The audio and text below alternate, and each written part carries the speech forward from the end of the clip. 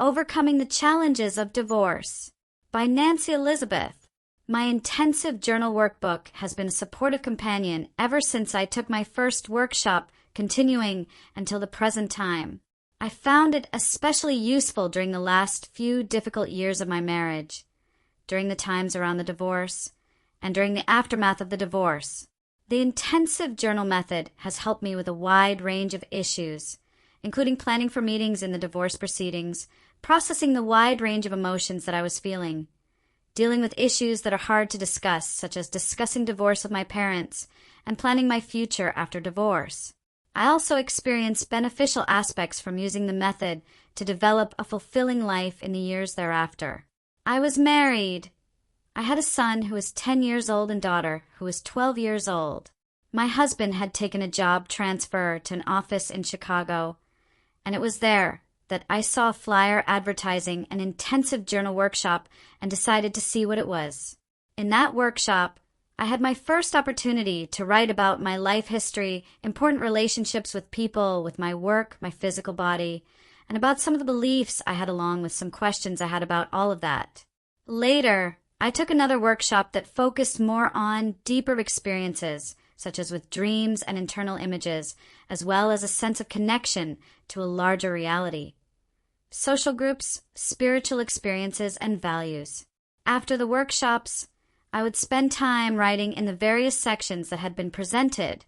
During our first year in Chicago, my children were in school, and I had not yet found meaningful employment, so I had a lot of time to write in my new journal. Writing in my intensive journal workbook gave me an outlet for expressing so many types of thoughts and feelings. This was a significant gift to me, as my husband was not interested in listening to me talk about most of what I wrote about. Also, I had relatively little contact with the close friends I had left when we moved. It was also a gift to me in that I had place to start realizing much of what had been fairly unconscious before.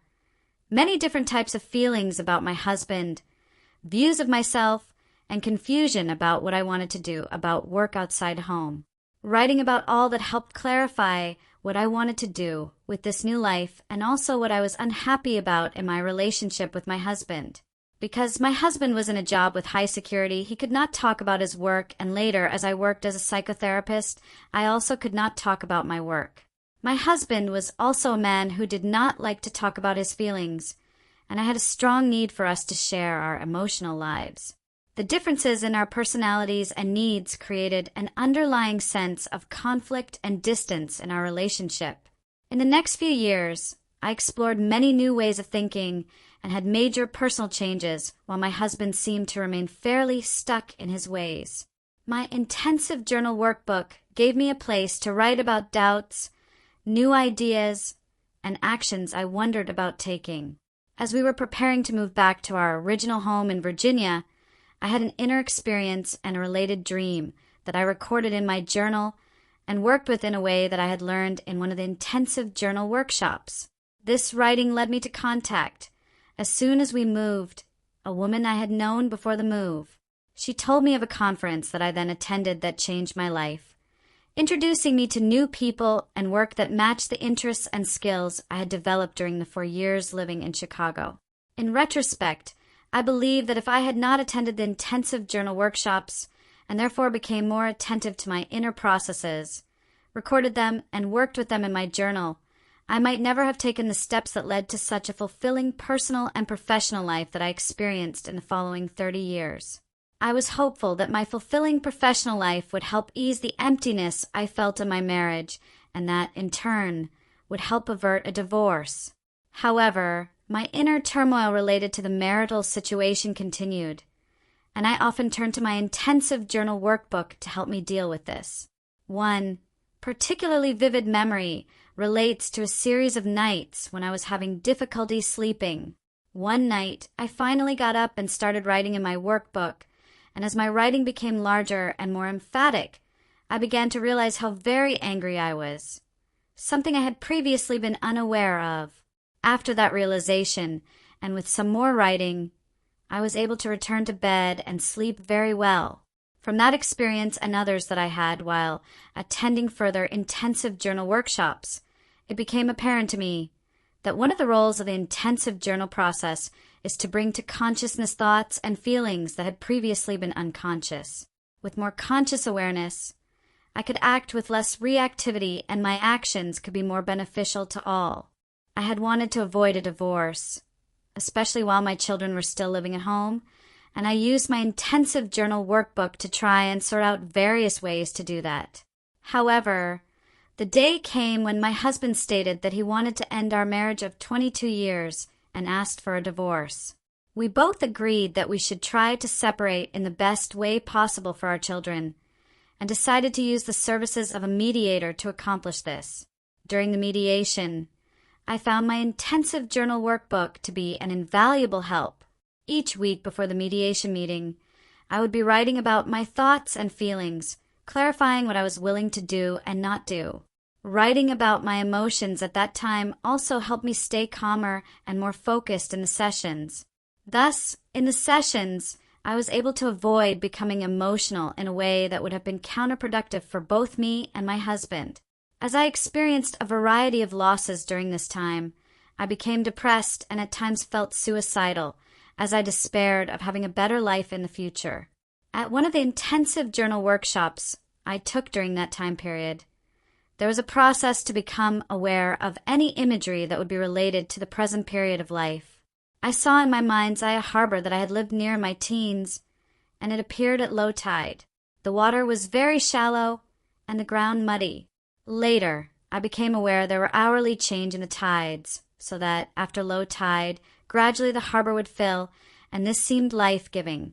There were many times later on that I would remember the images of the tides and remind myself when things felt very low that change could happen, and something better would follow.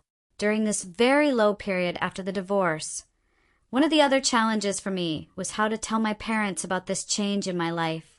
They both came from backgrounds that viewed divorce as unacceptable. I was especially concerned about talking with my father, as he was very introverted and wanted to avoid any discussion that could be emotional. The intensive journal workbook has a section and process for writing dialogues, and so I followed that process and wrote a dialogue with my father. When we later met, and I spoke with him about the divorce and my plans for the future, I was able to remain calm and actually use some of the statements I had previously written in my workbook. That meeting went so well, and I later thought it only happened that way due to the preparation from writing that dialogue in my intensive journal workbook. So I began to use my workbook to write dialogues with many other people, including my ex-husband. I found that writing dialogues would often give me insights into another person's needs and motivations in a way that I could be more understanding of them. This understanding had a beneficial effect on my emotions and our later interactions. At the same time, I would discover effective ways that I could also express my own needs in clearer, calmer ways. This helped me avoid some of the pitfalls of my first marriage and improve the quality of future relationships. I also used these sections in the intensive journal workbook to help me deal with the relationship with my children. One of the challenges for me was conversations they would have with me about their father and the times they spent with him. After these conversations, I would feel very upset, and so finally I wrote in my workbook about that and came to a decision to ask them not to talk to me for a while about their times with their father. This was very beneficial to me, and after a while, I could listen when they really felt the need to talk with me about him. I was in my mid-40s at the time the divorce took place, and I had never been self-supporting. The prospect of supporting myself raised much anxiety that would feed my indecision and procrastination, along with the same thoughts going round and round in my head. It was only after I would sit down and write it all out in my intensive journal workbook that I would become calmer and be able to make focused plans that I would then have more energy to carry out. A few years before the divorce occurred, I had gone into private practice as a psychotherapist. After the divorce, when I needed to support myself, I had to make the decision whether to try to continue in private practice or go back to working as an employee in a community mental health center. Again, I used the intensive journal process to write about these choices, and once I decided to try to support myself in private practice, I used my workbook to outline various work projects, workshops I could offer, and consulting work, then outline a plan of action. I wrote lists of various contacts I could make, along with plans to bring them to fruition. Working in the sections of the intensive journal workbook that address the deeper/broader aspects of life, often called spiritual, I reconnected with beliefs that gave meaning to these changes in my life, so ultimately I viewed them as gains rather than losses. My view of life took on a much more positive aspect, which in turn increased my self-confidence. A sense of joy gradually began to infuse my life. In the years that followed, I used the intensive journal process to help clarify as well as record events and relationships. Two of these, prominent in my memory, relate to my professional as well as personal life. At one point, I was holding 2 part-time jobs, one as a hospice social worker and the other as a psychotherapist in a health department. I felt the need to leave one and make the other a full-time job, but was unclear which to make full-time. I attended an intensive journal retreat, and over the course of 4 days of writing about many aspects of my life, I had a certain realization that it was the hospice social worker position which should be my full-time job. It was using the integrative techniques of the intensive journal process during those 4 days that gave me the assurance that this decision was coming from the creative wisdom within me, and thus gave me the confidence to carry out the decision. The personal impact of using the intensive journal method happened when I had a very upsetting dream after my mother died, and I could not get it out of my mind, nor have any clarity about the meaning of the dream. As a result, I went to an intensive journal workshop, and again, the process of writing in various sections of the workbook made the meaning very clear, and following the guidance of this process, I went on to become a facilitator of these powerful and often life-changing intensive journal workshops.